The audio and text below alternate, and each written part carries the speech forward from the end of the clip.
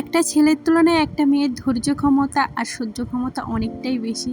তাই হয়তো আমরা মা হতে পারি, এতটা কষ্ট সহ্য করি বলে আর সব কিছু মুখ বুজে মেনে নিই। হ্যালো এভরিওয়ান, আমি সুস্মিতা। আমার নতুন একটা ভিডিওতে অনেক স্বাগত।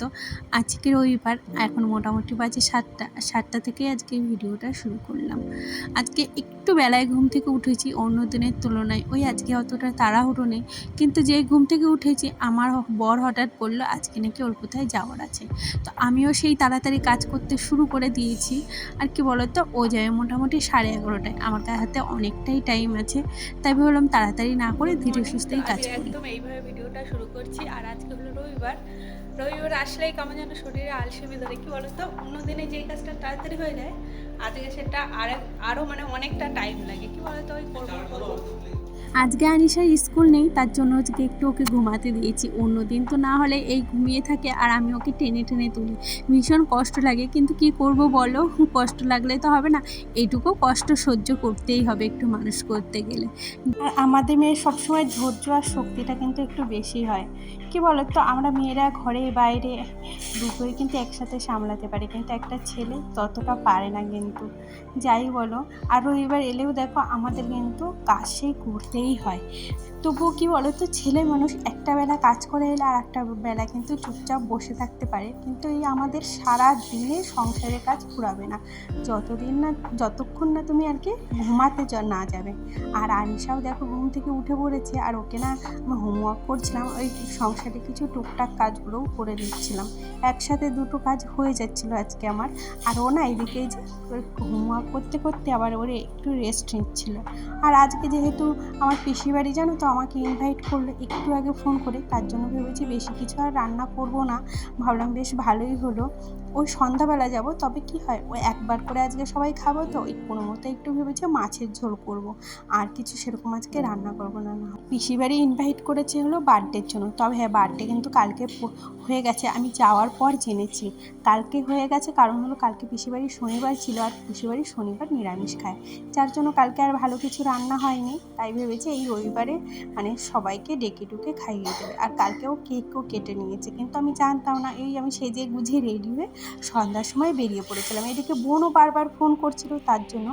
আর এই যে ওর বাবা যেন কোথায় গিয়েছিল, আনিশা কদিন ধরে না একটু ভালো ভাত খাচ্ছে না, যেহেতু বিরিয়ানি ভালো খায় তার জন্য না ওর বাবা ওর জন্য একটু বিরিয়ানি এনেছে। আর বিরিয়ানি না অনেকটাই ও খেয়ে নিয়েছিল। তারপরে বুঝিয়ে বলছিল পেতে লাগছিল, কোনো কিছুই অতিরিক্ত খাওয়া ভালো না, এতটা ভালো খায়। তারপরে এই যে আমার জায়ের মেয়ে না রেস্টুরেন্টে গিয়েছিল, ও না কী খাবার এনেছিল, দারুণ খেতেই লাগছিল জানো তো। তবে হ্যাঁ, আমি যেন একবার বড় একটা রেস্টুরেন্টে গিয়েছিলাম এবার বিবাহবার্ষিকী, অনেক শখ ছিল যাব, তাই আমার হাজব্যান্ড আমাকে নিয়ে গেছিলো, মানে অনেক কিছুই খেয়েছিলাম। তারপরে এই যে মোটামুটি বিকালের দিকে কিন্তু বৃষ্টিটা দেখতে যা দারুণ লাগছিল না, আমি তো জানলার কাছে বসে দেখেই যাচ্ছিলাম। হয়ে গেছি। আর এখন যাবো হলো বার্থডে বাড়ি। এই যে ও দিয়ে আসবে, ও যাবে না আর কি, কেননা দোকান খোলা। আর এখন একটু পুজোর টাইম এসছে, এখন দোকান বন্ধ রাখলে হবে না। তো আমি, আমার মেয়ে আর আমার জায়ের মেয়ে যাচ্ছি। চলো গিয়ে আবার দেখা হচ্ছে। আজকে যা জোরে বৃষ্টি নেমেছিল ভেবেছিলাম হয়তো যাওয়াই হবে না, কিন্তু দেখলাম বেশ সন্ধ্যার পর পর না বৃষ্টিটা আস্তে আস্তে কমে গেছে। তার জন্য এই যে পিসি বাড়ি যাচ্ছি। আর পিসি বাড়ি গিয়েই দেখলাম পিসি সন্ধ্যা দিয়েছে। আর পিসির তুলসী মঞ্চটা না আমার ভীষণ পছন্দ। আমি ভেবেছি যখন তুলসী মঞ্চ করবো পিসির মতো একটা করব। যাই হোক, এদিকে দেখো পিসিদের আর কি এই যে হার্ডওয়ার্সের দোকান, তার জন্য এই যে বসে আছি। আর বাড়িতে এই দেখো অনেক পিসিদের খাট, জিনিসপত্র। অনেক দিন আগেকার পুরনো, এরকম চারিপাশে রেলিং দেওয়া।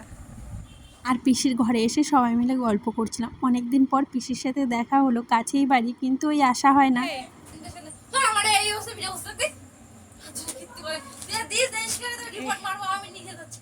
পিসির সাথে অনেক দিন পর দেখা হয়েছে, তো তাই অনেকক্ষণ গল্প করছিলাম আর ভিডিও করাই হয়নি। তারপরে এই যে সবাই খেতে বসে পড়েছি, অনেক বাচ্চারা খেয়ে গেছে, কিন্তু সেগুলো না তোমাদের সাথে আর শেয়ার করা হয়নি।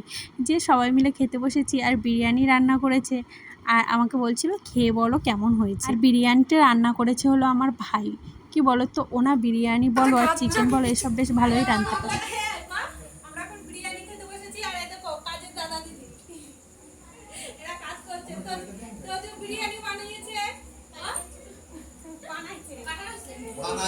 খেয়ে বলো কেমন হয়েছে।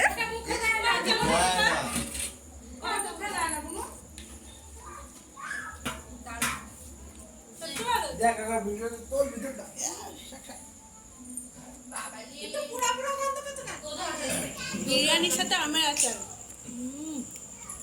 সেই একদম সেই টেস্ট একবার খেয়ে দেখুন। তো ভিডিওটা শেষ করিনি, আমার এই হয় রাতে চলে এসেছি বাড়ি, মানে ওই সারাদিন কাজকর্ম করার পর না রাতে যে ভিডিও এডিট করবো সেটা আমার মনেই থাকে না। তো ভিডিওটা প্লিজ প্লিজ সবাই একটু দেখো, আর যারা যারা দেখছো ভিডিওটা কেমন হয়েছে প্লিজ জানিও, কমেন্টস করে জানিও, তাহলে আমার খুব ভালো লাগবে। কেননা তোমাদের এক একটা কমেন্টস না আমাকে আরও একটা নতুন ভিডিও করার ইচ্ছা জাগায়। আর ভিডিওটা কেমন হয়েছে আর অবশ্যই জানিও কেমন ধরনের তোমরা ভিডিও চাও। তো আজকের মতো টাটা, দেখা হচ্ছে আবার নেক্সট ভিডিওতে। আর যারা যারা ভীষণ ভালো লেগেছে ভিডিওটা প্লিজ একটা লাইক করে যেও।